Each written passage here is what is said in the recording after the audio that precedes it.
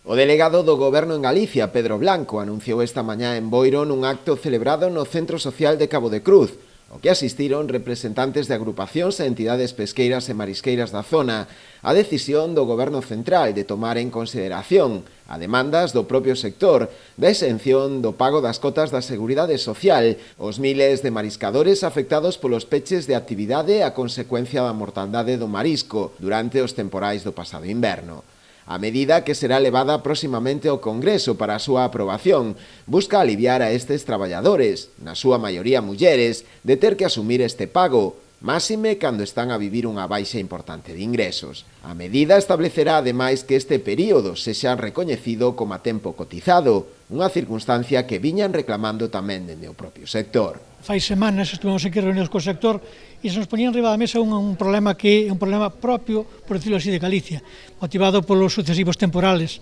polo descenso de salinidade das augas, pois tiñamos un problema en donde non encaixaba a situación de paralización da actividade e, polo tanto, é dicir, todo o sector, fundamentalmente as mariscadoras e os mariscadores, pedían ou establecían a necesidade de poder suspender o abono do pago das cuotas durante ese período en donde se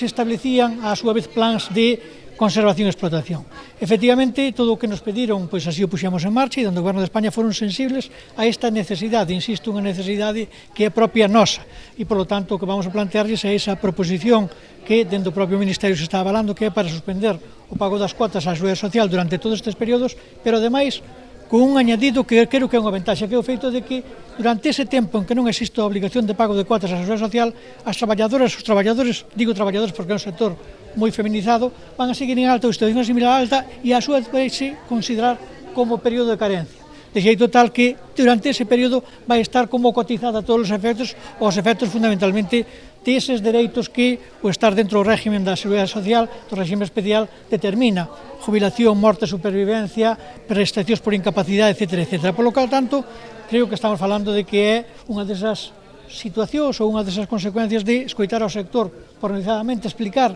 cal é a situación, pois que, dende logo, o Goberno de España está ao seu lado.